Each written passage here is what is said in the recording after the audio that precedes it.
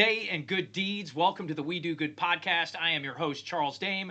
We are going to kick it today with a great friend of mine, Army veteran, Adam Peters. He drove down to check me out. He's also the reason that I was able to get started in the podcast business. Back in July, on the 4th of July of all days, Adam and I he took his time out of his 4th of July. I took it out of mine, and we absolutely opened up the We Do Good podcast with his show. So, Adam, thank you so much for coming out. Thank you for driving down here to do the podcast. Thanks for the great time that we've had today, kicking it in the tacos and everything else. And I'm looking forward to talking about all the things we're going to do. Hey, Adam, how you doing? Dude, I'm so happy to be here to do good things, man. I absolutely love coming to see you anytime we get to hang out. So I'm happy to be here, man. That's absolutely awesome. I'm happy to have you here. So you here, me here, and now we're going to talk about some different stuff that's going on. I wanted to give people an opportunity. Adam is an Army veteran. He spent 13 years in the U.S. Army, hard charging motivator. Like a lot of us, he got out, went through his struggles in life, and a lot of other things. And man, his transition through things and his story is pretty amazing as to what he's been able to do and the lives he's been able to touch. And as I always try to find people here, the good deeds this man is out there kicking it and doing. So, Adam, if you get an opportunity, why don't you tell everybody that's out there a little bit about yourself, what you do, your time in the military, and kind of your, what brought you around to the podcasting world. Yeah, man. So 13-year Army veteran, like you said. I was an infantry guy, just a leg, nothing special. 4 deployments, 3 to Iraq, 1 to Afghanistan, about 50 months of combat time. Uh, After the 2012 Afghanistan deployment, med board just kind of really ended abruptly, man, the career. And I joined at 17, got out at 30. So in that comes just the inherent identity loss, loss of purpose, loss of community, the 3 main pillars of everything that I do with the strategic veteran and the brand and the podcast and all of that. But I followed TAP's program to a T, man. Use the GI Bill, go to college, get the degrees.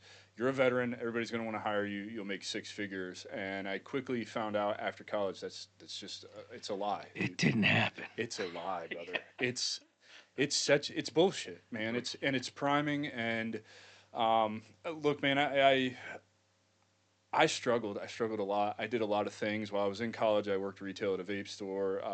As I was finishing my bachelor's degree, I transitioned over to managing a gun store, which is how I found out I'm really good at business because the owner of that gun store hired me. He was there for a while. About a month in, he just stopped showing up altogether. So I did everything, man. I did ordering. I did payroll. The only thing I didn't do was Cerakote the actual weapons because I wasn't certified. Yeah. Other than that, I did everything. I then left that, went to the insurance industry. I mowed grass for Duda on the sod farm out here. Hey, when you were at that spot and you were going to college, did you find like a disconnect at school? Like when you were at class with the other students and stuff like that. Man, I didn't go till I was 43 years old. I didn't go back to college, and I actually went to school. One of the semesters I went to school with my daughter, who was 19, and she went to school. We did a religions class together, which was absolutely awesome at Indian River State College. Great school. But we got a chance to do a religions class, but I found like such a disconnect with the other people being able to understand or grasp even what I went through to get there. 1,000%, man. And I went to a very liberal school. So I went to the Evergreen State College to get my bachelor's degree. And I'll just tell you how liberal it is. The main gathering area on campus is called Red Square. So you do the math. You know kind of what they're teaching at this school. I will say it was a great experience for me. The big disconnect for me was students being disciplined with their time. It was mind-blowing to me. So I had a really unique path when I went to college. I got out and went to flight school. So I am a licensed pilot. And I thought it was my dream, right? Like I wanted to fly private jets. I wanted to follow on and get a helicopter rating so that I could basically fly private jets and then fly billionaires to their yachts after I flew their private jet to wherever we were going to go. That sounds fun. And the reason I wanted to do that is because I had a really good instructor, Steve Lodi, who flew for Paul Allen, and he said, it's hit and miss, but you get the right one and they take care of you. And it's a really great life. And I burn out in flight school. So I thought I'll take a break. I'll go get the bachelor's degree. It'll make me more competitive for like the international stuff that I want to do, all of that. Then COVID happened and Washington locked down all flight schools for 3 years. So I was just like, well, I'm not getting in an airplane anytime soon. Plus, I was burnt out, man. Turning circles in a box, doing maneuvers in a box in the sky for 200 hours, it'll take it out of you. It's not what I thought the dream was. So then I go to the Evergreen What State. wasn't Top Gun? No, and I wasn't expecting it to be Top Gun, right? Because Yeah. the Navy and the Air Force had told me to fuck off when I was joining because I've worn glasses since I was 2 years old, Okay. and they're like, you're never gonna get a pilot job in the military. It's just not gonna happen. You're an idiot. Get out of here, right? Yeah. So I was really shocked and thought like, hey man, I can live my dream as long as you're corrected to 2020. You can fly civilian aircraft. Cool. Yeah. I thought it was going to be like, they're going to teach you how to take off and land and then just fly long distances, point A to point B. It's not. It's a lot of the same 15 maneuvers, slow flight, stalls, turns around a point, lazy eights, chandelles.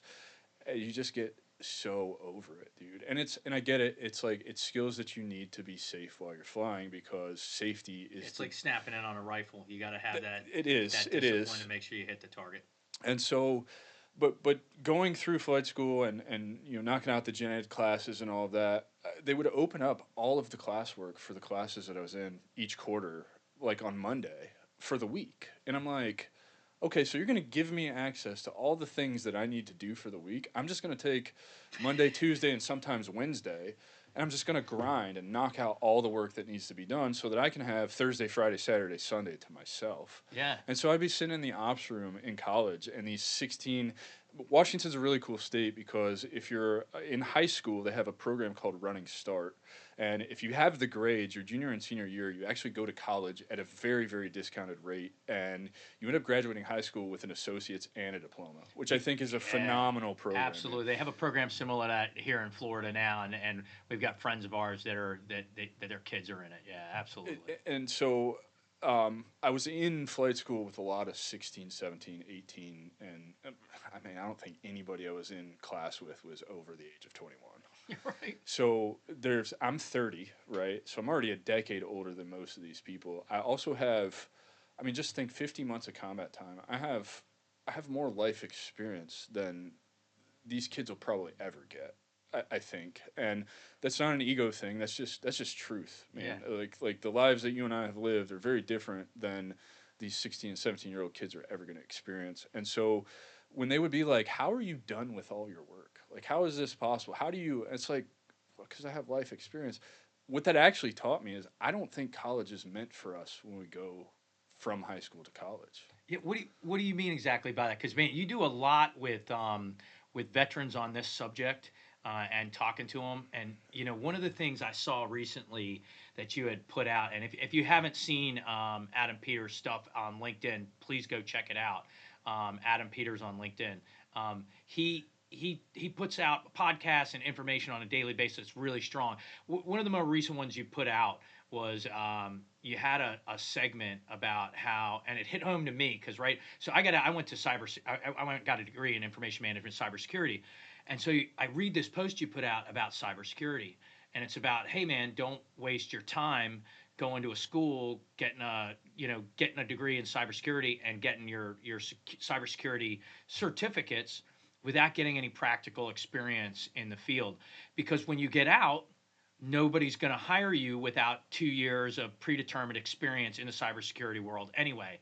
And I read that post and I was like, damn, man, he was so on point with that. Because, man, I graduated school and I was thinking, like you said, I'm going to go out here and I'm going to crush it. I'm going to get a $90,000 a year job. And when someone, didn't want to hire me or overlooked me, I took that shit kind of personally because I'm like, man, I'm prepared to crush it for your company.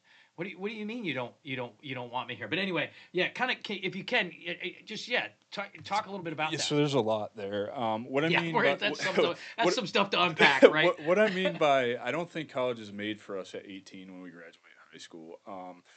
Why I say that is I was very adamant. That's why I joined the Army at 17. In fact, I joined the Army because I knew school and college wasn't for me. I was barely whatever you had to have. I think for us it was like a 2.7 GPA to play sports. I was barely able to keep that in high school, but my entire college career was a 4.0.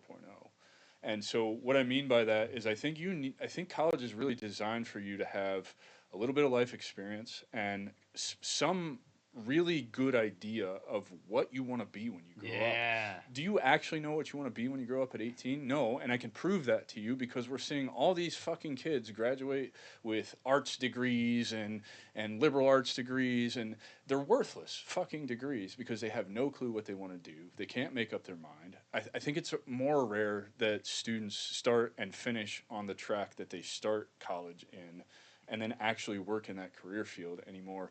And then to your point, for those veterans who are getting out, my advice on the GI Bill stuff, do not waste your GI Bill like I did. And I don't really consider it a waste. I did achieve my dream of becoming a pilot, so it's not a complete waste. However, Yeah, and I'm feeling you.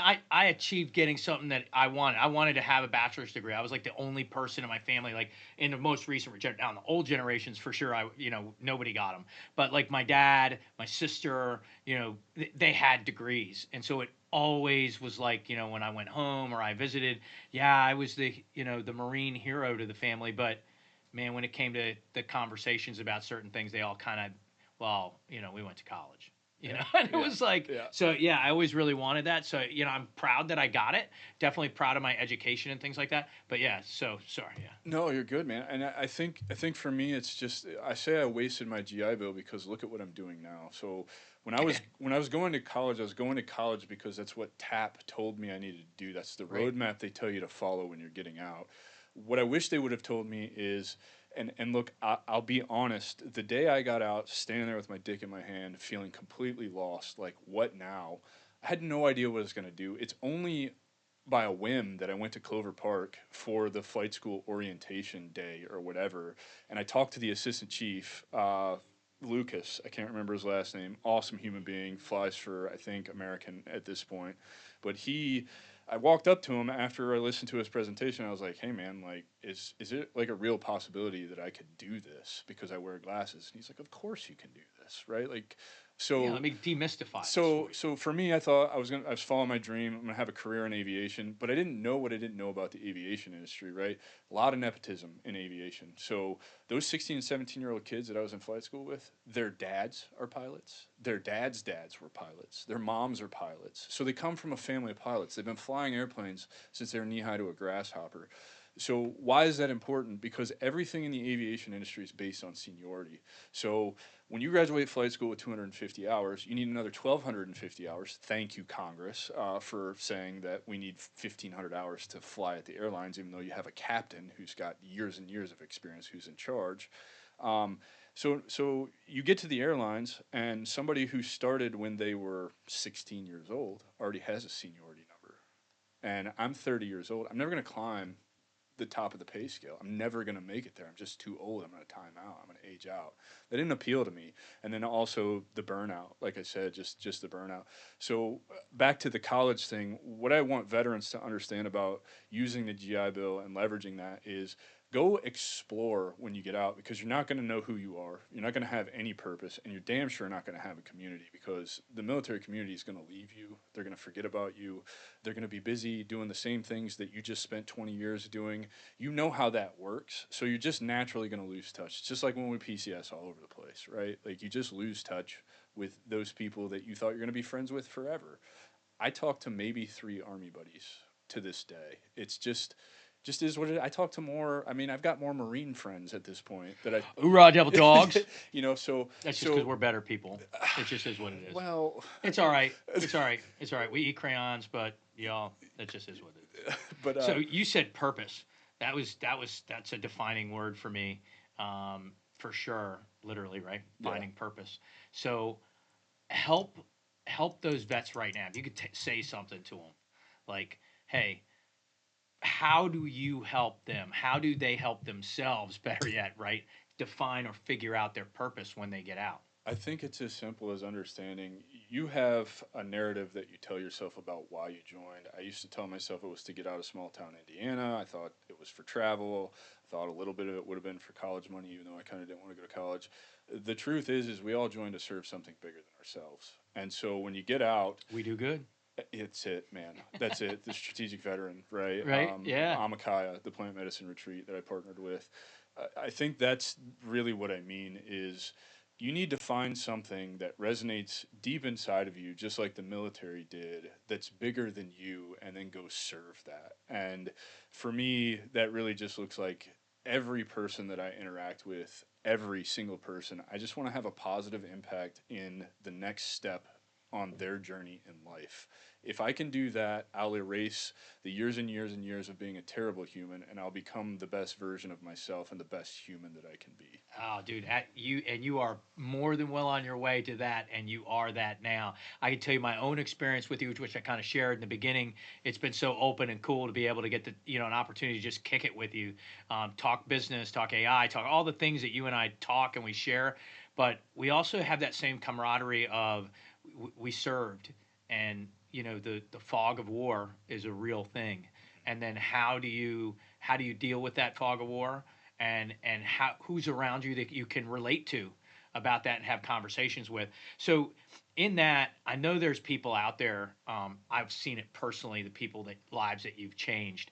Can you tell me like a one individual? Of course, not me, but another individual that's out there that you can maybe even if you don't you need a name or maybe their story of someone that that what you did in your time with them helped them you made a real difference and a real change in their life. I'll tell you, man. The one that comes to mind is before I launched the first episode of the podcast, before I even had what I would consider any kind of significant following on Yeah, the LinkedIn. strategic veteran's awesome, dude. I appreciate that, man. Yeah. I'm hard on my own self, so I think it's shit. But Yeah. I hear it from so many people. It's such a good thing. It is Um, absolutely, but before I even especially launched the episode with. with you, of Oh, of course, course, of yeah, course, absolutely with the Marine. I'll tell you, people ask me quite often what one of my favorite episodes is. Yours is up there for. I mean, dude, I was in an American flag onesie. You were in. That was Remember, like pretty awesome. it was, and just the conversation, the shorts that came out of that, some of the very impactful things that I don't even recall talking about that came out of that. Like we went kind of deep on your episode, and We did. I really appreciate that. So yours is definitely one of my favorites. But back to Yeah, the sorry. actual question is Squirrel. before I launched the first episode, I had two veterans reach out to me. One of them I was kind of in charge of at one point. We were in the same company, and I was I outranked him or whatever. He was a far better soldier than I was, and I'm not going to mention his name. I'm not going to mention any names because this is their business, not mine. But he reached out, and another gentleman whom I don't know reached out. Both of them with very similar stories, but the first one reached out and said, "Hey, man, I want you to know that I'm leaving a veteran's inpatient suicide treatment program because I Man. was ready to kill myself. And I happened to get on LinkedIn and I saw what you were doing, and I knew I had to follow you again because what you're doing makes me not want to kill myself. It gives me hope." And so just from promoting the Oh, that's podcast, deep, right? right? And so yeah, Yeah. and so the second guy was the same thing. He's like, "Man, I was," and this actually came through on from the website that's behind you. There's a form submission on one of the pages, and it was just this big long paragraph of like, "Dude, I'm fucking racking my brain. I've written this fucking message like 8 fucking times today. I've not had the fucking balls to send it, but I'm just gonna fucking send it. So fuck it, here it goes." He's like, "I'm in such a bad fucking place," and then I come across your podcast, and I suddenly don't want to kill myself anymore because I don't feel so alone just because you're helping other veterans tell their story. Yeah. And I was like, man, that was the whole point of me starting the podcast, was to have an impact on the 22 a day, because I got sick of going to Facebook. First of all, I got sick of 4 or 5 buddies a month that would do notification after notification Man. after notification. And Man. I just lost another one 2 weeks ago, and it still stings just as much, but it's nice to see that, at least from my perspective, it has slowed down. And look, the kind of the pessimist in me could say that's because most of the people I know have already killed themselves, which sucks. That really fucking sucks. But I like to think it's because people like you and I in the last 2 years are out here truly doing good things that are making a difference, Yeah. to which the reach and impact, you and I will never know the full scale of that, which is, it's kind of cool, but it's also kind of frustrating too, because I can only see the face value stuff, right? Like I Right. can only see the vanity metrics that everybody else can see. I can't see the intangibles behind the scenes, and so it's really cool to get messages and stuff like that. But I started the podcast. my idea when I first started it was the path back to purpose for veterans is through entrepreneurship, and that was through several a military.com article that talked about veteran-owned businesses after World War II were like 78% of the country, right? Like 78% of small businesses were veteran-owned after World War II. After Vietnam, that fell to 30-something percent, and for post 9/11 vets at the time was like 3.2%. So I was like, then I was looking at all these other veteran podcasts that are out there, and all these other vets were talking about having businesses or started an e-commerce company or were training dogs or had tactical companies, and they actually seemed okay or even happy. And so I was like, okay, that's it, that's the vein. Let's bring on veteran business owners that have the same story that I have. They went to basic training or officer basic course. They had a career, did a couple deployments, got out early or retired, struggled, became a business owner. About 10 episodes in, I realized it's the same story for everybody. It's not about being an entrepreneur. It's about tap and the way we get out. And Yeah, it's it's how they set us up. they don't. Yeah, They lie to exactly, us. They prime exactly. us. They and I They, have I think they're putting forth their best civilianized effort or their best effort that they can put into a box, but it's not what we need. You no. know what I mean? It's a And blanket fix for an individual problem. yeah, exactly. Yeah, exactly. And I think some of the things that it's kind of transitions in the direction I was hoping to go, which is one of the things that I know you talk about and you talk to veterans about a lot is transitioning out of service right into their career, and how to leverage the skills that they have from the military, and a lot of times, and I've read a lot of your stuff when you're putting it out. A lot of times, what people are thinking is going to transition into the military life isn't what transitions into civilian world, right? So what ends up transitioning for me, things that made a difference, and you've already touched on a few of them because they started right coming out when you were talking about college and when you went to school, and it's that, well, I'll get that done. I'll complete that task. It's that discipline, right? It is. It's the first thing that you notice that makes you different when you get out of the military than like 90% of the It's people out there it's night and day. is It's your ability to have discipline, to lock on to what it is you're supposed to do, focus on a mission, adapt to the situation, and cover down, that's it. right? That's it. And you do a great job of helping veterans do that. So in the AI space and some other spaces, talk a little bit about how you're having veterans and helping veterans make those moves.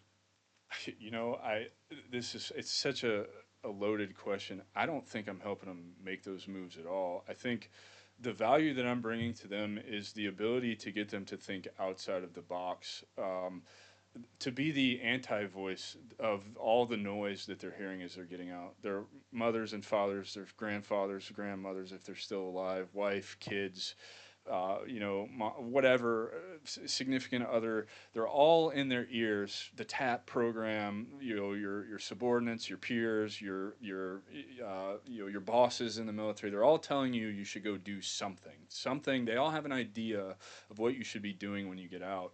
Nobody ever stops to talk to the individual and say, hey, have you taken a look in the mirror and asked yourself what you want to do, regardless of what everybody else says? I don't care if it's your wife or your kids. Have you looked in the mirror, sat with yourself, had the conversation, saying, all of this shit makes me sick at my stomach. I don't want to do this anymore. I want to do that. No. The answer is no. So I'm just presenting a new way to look at getting out and what they should be doing. And I really think when you give them the power or just give them the notion that they can think for themselves and make a decision that's based on what they want, not what everybody else wants, that becomes very powerful. Yeah, absolutely. And in that same way, um, what kind of lead outs are you giving the service connected entrepreneurs or entrepreneurs, right, that are out there in their thought processes of what automations and tech they should be Oh, using in their exit of the military?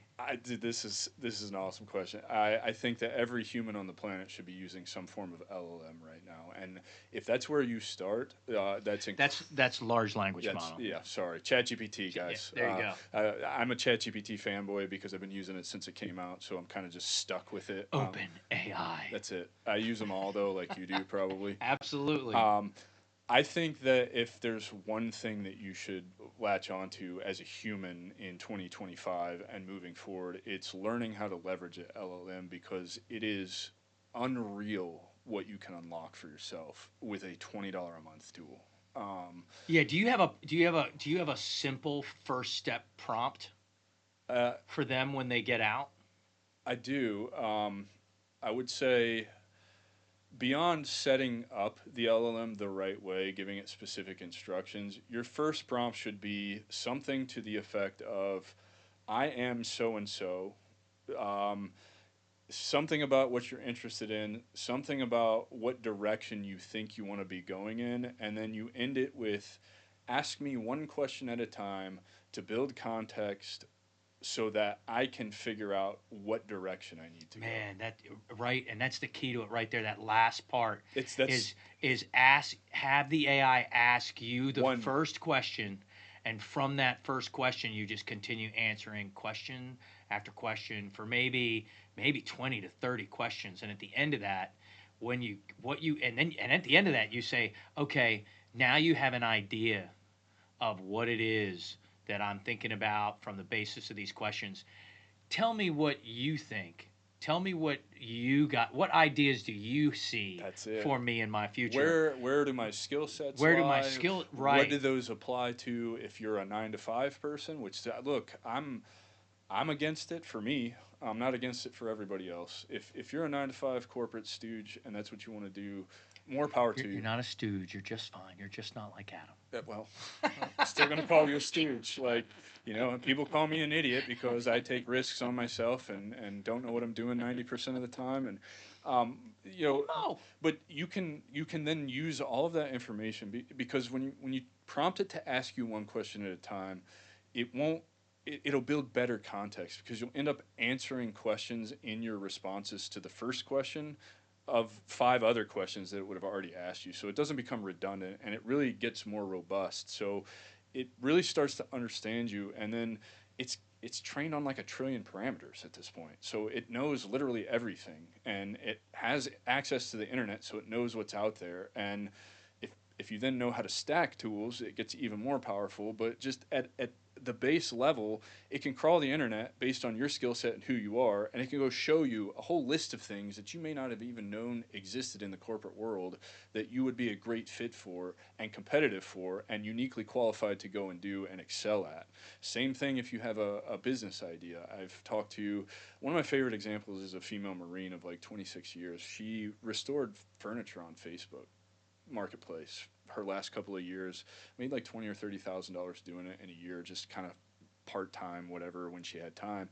And I can't remember what her MOS was or whatever, but she's like logistics. She's like, Adam, I've done logistics for 26 years. They're all trying to force me into logistics when I get out. It's super great money, but I don't want to do that. I was like, well, you're retiring. You're going to get 100%. So I know how much money you're making. Do you need to work to survive? She's like, no, not really. I was like, then what do you want to do? I was like, what would it look like if you could restore furniture in your garage full time from Facebook Marketplace? She's like, I'd probably make 6 figures. I was like, does that satisfy you? She's like, yeah. I was like, then what's stopping you from doing that? I was like, everybody else judges me. I was like, that's your problem right there.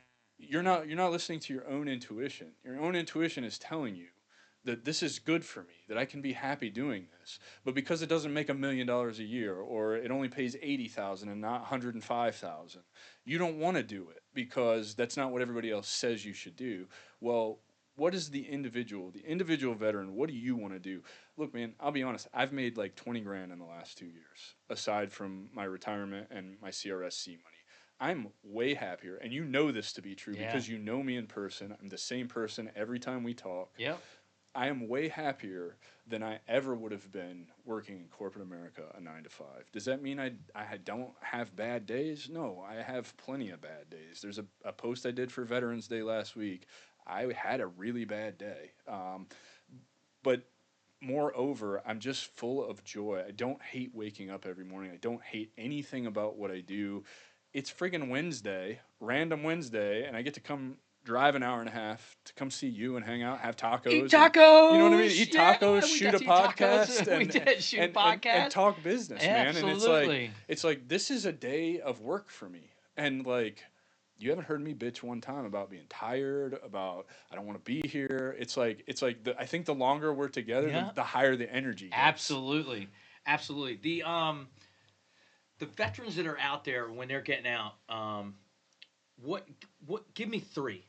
Give me three actions, three simple actions, boom, boom, boom, that a veteran getting out that's looking at taps, he's trying to figure some things out. Three simple actions that veteran can take that will change everything for them and give them a better understanding of why they don't need to use tap and why they should go in the directions that you're talking about.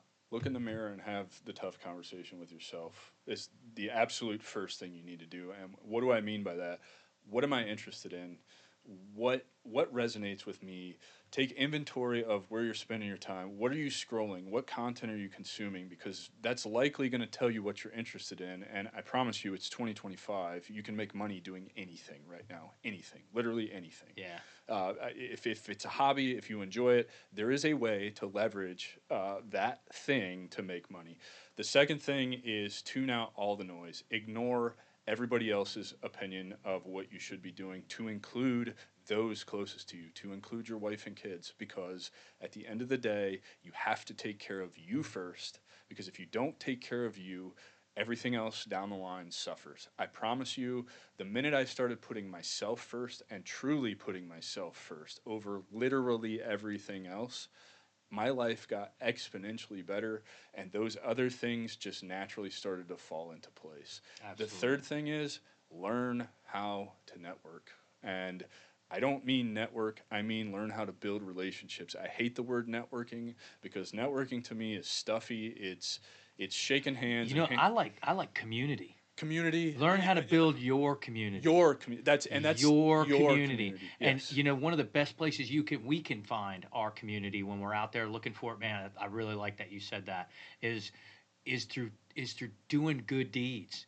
Go out there and find things to do that make you feel good about yourself and what you're doing.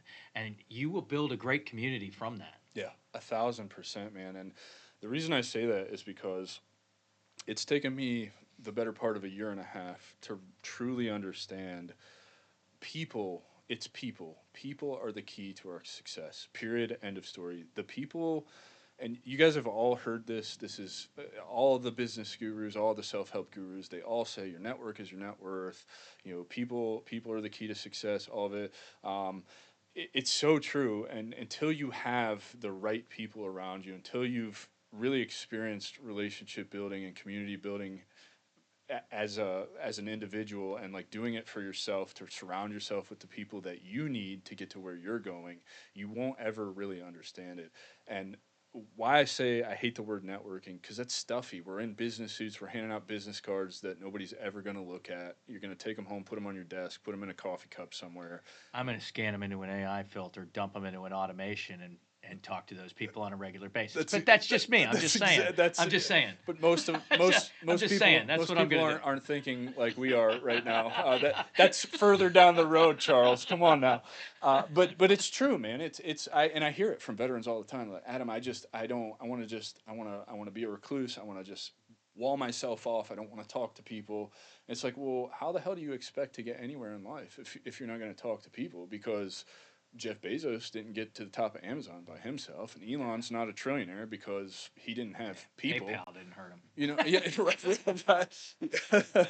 So you really do. You need to learn how to build relationships, and I'm not the guy to help you with that because it turns out I'm just naturally gifted at doing that. So you have to go find somebody that's a little bit. It's your hair. It might be. I think it's your. Some people tell me it's the beard. I guess that's still hair, though. It is still hair. Yeah. It's just like one hair. It is. That's all right. There's those of us that are follically challenged, I would say. It's a good look for you. It is. These are solar panels for a love machine, brother. Absolutely. Is this the fuel tank? That's awesome. So listen, today we've had a great opportunity to talk about service identity, transitioning, the challenges of that, right? The purpose that people find or can find inside of life, inside and outside of the military, tech, a little bit of the impact of that kind of stuff, and some of the actionable takeaways. But what I want to give you an opportunity to do now, Adam, is I want you to share with our listeners a little bit about your website behind me, your podcast, where they can find you, the strategic veteran, and about your, what you're doing in the future. Yeah, man. So, best place to find me is LinkedIn. You can't miss me. I am quite popular on there because I'm completely unfiltered and authentic. I don't give a shit about the algorithm and the vanity metrics. What I care about is providing value to the community. I really do want to be the guy I didn't have when I got out. I'm also pivoting that brand away, not away from transition. Transition will always be the thing, but really to more broad because I can now to all veterans issues. So I've been working on some passtheact.org stuff with the Major Richard Starr Act. That's gotten a lot of traction. So that nonprofit's now been stood up. I've got the Amakaya plant medicine retreat that I've partnered with because ayahuasca saved my life. Actually, just if you go to my Instagram at Adam Peters with threes for the E's because somebody else had my name, you'll see the retreat dates for next year that we've already put out. All 9-day retreats, all affordable to the veteran, first responder, and their family. You can reach out to me if you're interested in that. Happy to give you all the information about that, or you can go to amakaya.org. I'm launching my own fractional AI consulting type business. So that's going to be called Praxis Intelligence. I want to educate you if you're a business owner, you know you need AI, but you don't even know where to start. Please come to me because I know what the fuck I'm talking about, and I know that it's valuable, and I genuinely want to help your company be in a place where you're not going to get left behind because the technology is changing so rapidly, and I do know how hard it is to learn and keep up with. So you need a guy like me, and I promise you, I'm not here to make money. I'm here to help people. What else do I have going on? You and I are going to be doing an event this year, I'm sure, 2026. I'm just gonna keep doing good things, man. I want to help. Like seriously, my goal is I know it sounds lame, but I just want to be the best human to other humans that I can be. That's seriously my only like aspiration in life is to just be a decent human because I spent too many years being a shitty human, man. Well, brother, I can tell you, you are reaching that goal and have reached it. You are no longer what you considered yourself as a shitty human. I'm quite sure you never were one. You are a great man doing good things and always doing good deeds, which is absolutely awesome for me. I can't thank you enough for coming out and spending some time on the podcast. I want to throw out to my listeners out there just a quick heads up. We do have a golf tournament coming up for the Golf for Heroes program. This is coming up on February 16th. It's at Hammock Creek Golf Club. We're looking for sponsors and people to get involved with that program and help veterans and first responders with the game of golf and through the game of golf. I don't know if you noticed, but you may have seen Adam Peters' t-shirt that he had on. That's for the Angler Action Foundation. That's a great organization that helps WeDoGood go out and plant seagrass and do all kinds of good deeds out in the area with veterans and first responders. And then don't forget to check out We Do AI. That's my AI company. We're out there every day grinding out, helping veteran-owned businesses find their way through the automations and the AI space in the AI world. So again, thanks a lot for coming out. This is Charles Dame. Good day and good deeds, and look forward to the next time I get to see you here on the We Do Good podcast.